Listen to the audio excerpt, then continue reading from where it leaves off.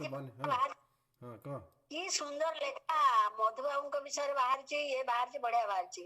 ଦ୍ୱୈତ ଶାସନର ଶିକୁଳିରେ ଆଉ କେତେ କାଳ ବାନ୍ଧି ରଖିବୁ ଅଦ୍ୱୈତକୁ, ଅବ୍ୟସ୍ତ କଣ ଅବାସ୍ତବତାର ଆବରଣ ଭିତରେ ଆଉ କେତେ କାଳ ଆଚ୍ଛାଦି ରଖିବୁ ବସ୍ତୁ ତତ୍ଵକୁ। ଅବାଧ୍ୟ ଅଙ୍ଗର ଅନ୍ତରାଳରେ ଆଉ କେତେ କାଳ ତିଳ ତିଳ କରି ବଧ କରୁଥିବୁ ପ୍ରଲୋଭନ ବ୍ୟାଧିକୁ।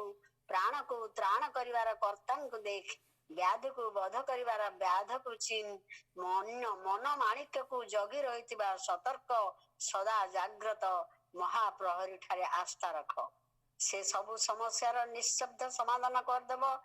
ସମସ୍ୟା ବିହୀନ ପ୍ରାଣରେ ମହାଭାବ ଭରିଦେବ। ଅଦ୍ୱୈତ ଆରାଧନାର ଆତ୍ମବିଶ୍ୱାସ ଅନ୍ଧକାରକୁ ଅପସାରିତ କରିଦେବ। ସବୁ ଦୁଃଖ ଭିତରେ ଥିବା ଦୁଃଖ ଦରଦି ସର୍ବ ଦୁଃଖ ଶୋଷି ନେବ। ସନ୍ତାପିତ ମନକୁ ତୋଷିଦେବ।